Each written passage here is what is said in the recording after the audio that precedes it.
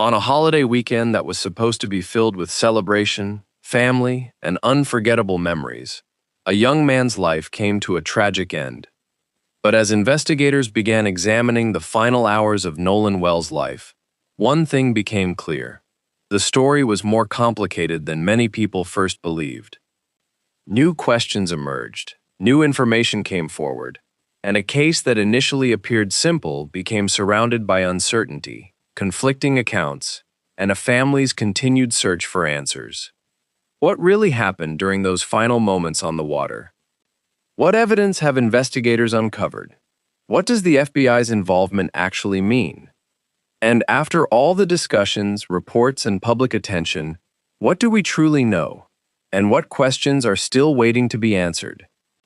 Today, we take a careful look at the Nolan Wells investigation. This is not about online rumors. This is not about accusing anyone without proof. Man, when it's all said and done, I trust God. I don't trust America. He who controls the media controls the mind. They can paint whatever narrative. Black man can be executed and nobody knows nothing. White man, it happens to him. And within 24 hours, they got an arrest. Sometimes even sooner. The Make America Great Again slogan is meaning making it great for those specific people again and not great for all people. The results we're witnessing when it comes to the cases involving black people is what you should expect from a country that had to free you. This is about examining the available information, understanding the timeline, and separating confirmed facts from unanswered questions. Before Nolan Wells became the focus of national attention, he was simply a person known by his family and friends. To those closest to him, there will be a grand jury that she will turn this case over to once they have him. Nolan was not a news story. He was a son, a friend, and someone whose absence created a deep emotional loss. Following his death, his family began searching for answers. Like many families facing a sudden tragedy, they wanted to understand exactly what happened. They wanted to know where Nolan was. Who was with him? What events led to that moment? And whether every possible question had been investigated. That search for clarity is what brought attention to this case. The investigation centers around the events of July 4th, a day that was meant to be filled with celebration across the country. For Nolan and those around him, it was expected to be another holiday outing. But somewhere during that day, circumstances changed. Investigators began the difficult process of reconstructing the timeline. In any investigation, the timeline is one of the most important pieces of evidence. Every minute matters. Where someone was at a particular time. When communication happened. When a boat moved. When witnesses observed certain events. All of these details help investigators build a clearer picture of what occurred. Authorities have examined available information connected to the boat, location records, communication information, and witness accounts. The goal is not to create a theory. The goal is to establish the facts. One of the most discussed areas of the investigation has been GPS and movement data connected to the boat. Technology has changed the way investigations are conducted. Today, digital records can provide investigators with information that was impossible to obtain decades ago. GPS information can help answer important questions. Where was the boat located? What direction was it moving? How long did it remain in certain areas? Did the movement match what witnesses reported? However, digital evidence must always be carefully interpreted. A location record does not tell the entire story by itself. It provides information that must be compared with other evidence. Investigators must combine different pieces of information to understand what truly happened. Another important part of the investigation involves emergency communication records and dispatch information. Dispatch recordings can help establish when concerns were reported and how authorities responded. They can show when a call was made, what information was provided at that moment, and how emergency responders reacted. But dispatch recordings only capture what was known during those moments. They do not always reveal everything that happened before or after. That is why investigators continue examining the complete picture. One of the biggest public discussions surrounding the case. For this case, we sought out the very best, and we are proud to be working with the very best.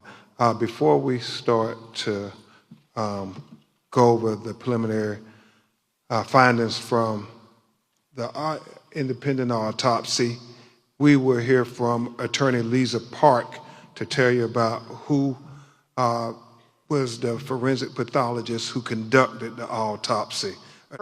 Roger Mitchell could not join us today, but we felt it important before we reveal and unfold this report that you understand who conducted this autopsy. Roger Mitchell is a physician and board-certified forensic pathologist with 2 decades of experience.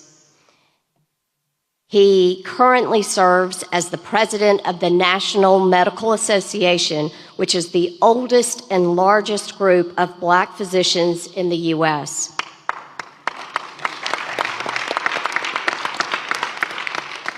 Most recently, he also served as president of Howard University Hospital, chief medical officer of the Howard University Faculty Practice Plan, and chair of the Department of Pathology.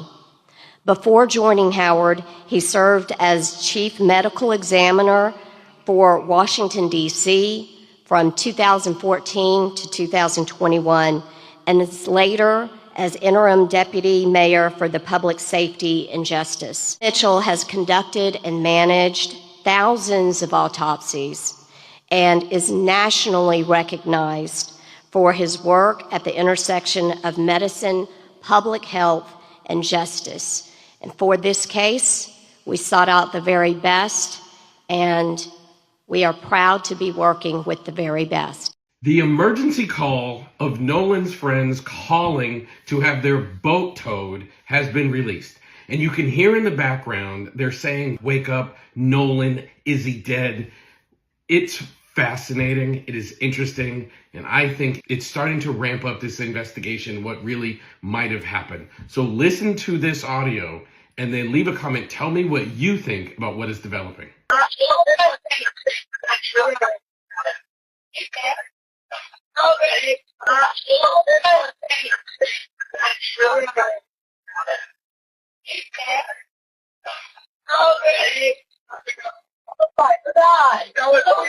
Detail assistance, Vicky speaking. How can I help you? Hey, we're at the west tip of Horn, and our bilge pump stopped working. We're sinking. Can y'all please come? We have a membership. Official. All right, of course. How far is the word coming up, sir? How far is the word coming up? Has involved digital devices, especially Nolan's phone. In modern investigations, phones can become important sources of evidence. They may contain messages, photos, videos, location information, and communication records. But accessing and analyzing a phone is a detailed forensic process. Investigators must follow legal procedures. Evidence must be preserved properly. Information must be verified before conclusions are made. The public has shown significant interest in what information the phone may contain. However, investigators must determine what evidence is relevant and how it connects to the timeline. A phone can provide clues, but clues must be carefully analyzed before they become conclusions. As attention surrounding the case increased, many people wanted to hear directly from those closest to the situation. Katie became one of the individuals whose statements received significant public attention. Many people wanted to understand what happened during those final hours and what information was known afterward.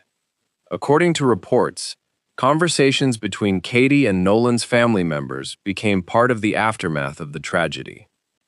For Nolan's family, these conversations represented a search for understanding. However, in any investigation, statements from individuals are only one part of the process. Investigators compare statements with physical evidence, digital records, and other accounts. The goal is not simply to decide who to believe. The goal is to determine what the evidence shows. One of the biggest challenges in this case, as with many high-profile investigations, has been the spread of information online. Social media allows information to travel faster than ever before. But speed does not always mean accuracy. A rumor can be repeated until people begin believing it is fact. A misunderstanding can become a theory, and a theory can spread without evidence. That is why careful reporting is important. It is possible to ask questions without making accusations. It is possible to demand answers while respecting the investigation process. And it is possible to wait for evidence before reaching conclusions. The difference between suspicion and proof is evidence. The involvement of the FBI became another major development that attracted public attention. When a federal agency becomes involved in a case, many people immediately assume investigators have reached a specific conclusion. But federal involvement does not automatically mean guilt, innocence, or a final determination. Federal agencies can provide assistance in different ways. They may offer investigative support, technical resources, specialized expertise, or assistance with certain aspects of a case. The FBI's role is to support the investigation process and help examine available information. The final answers must come from evidence. Another question surrounding the case involves possible legal steps and future developments. If information is presented to a grand jury, the purpose is to allow a group of citizens to review evidence and determine whether there is enough basis for possible criminal charges. A grand jury does not determine whether someone is guilty. That decision belongs to the court process if charges are eventually filed. For families searching for answers, the legal process can feel slow and frustrating. But investigations involving multiple sources of evidence require time. Documents must be reviewed. Statements must be examined. Digital evidence must be analyzed. Every detail matters. At this stage, several things are clear. Nolan Wells lost his life. Authorities have investigated the circumstances surrounding his death. Evidence has been collected and reviewed. The case has received attention from law enforcement, media organizations, and the public. Nolan's family continues seeking answers. And investigators continue working to understand exactly what happened. But important questions remain. What is the complete timeline of events? Are all digital records fully understood? Do witness statements match the available evidence? Will additional information change investigators' understanding of the case? Those questions can only be answered through verified evidence, not speculation, not internet theories, not assumptions. The Nolan Wells investigation represents something many families experience after a sudden tragedy, the painful search for truth. For Nolan's loved ones, every unanswered question matters. For investigators, every piece of evidence matters. And for everyone following this case, the responsibility is to seek truth, while respecting the difference between facts and assumptions. Cases like this are not solved by the loudest voices. They are solved through evidence, through careful investigation, and through the commitment to discovering what really happened. As the investigation continues, more information may come forward. But until then, the most important thing remains remembering the person behind the headlines. Nolan Wells, a life lost, a family searching for answers, and a story that is still unfolding. She shared with the family that there will be a grand jury that she will turn this case over to once they have collected all the information and finished their investigation. We also agreed that we will have a mutual inspection of the cell phone with our experts and their experts. Attorney Eric Hertz is helping lead the investigation team with former law enforcement experts who are going to help us with the cell phone download. So everybody will be able to see at the same time what the cell phone has. We also talked about trying to make sure we dot every I and cross every T. I know that we're getting about 50 calls a day to 100 calls a day from people who were there on Horn Island, people who are familiar with individuals that were there on Horn Island. And so we continue to be steadfast in trying to get to the truth of why Nolan Wells told us, and that's what we reported out. Then another witness had come forward and said, no, that was his voice. We have other witnesses who said there were other altercations. So as Mr. Hurt said, we're trying to go through it all and so forth. And we'll be even more careful to say, this is what a witness told us in the future. And so your team hasn't been able to look fully into that and confirm whether it was or was not Nolan that said No, that? we have audio people doing it, but we know certain people said it was him, and there's certain people. Just the outpouring of love, support. We've had some local officials. Mayor Casey Vaughn from Gaucher has reached out to us. Oh my gosh, I can't even tell you.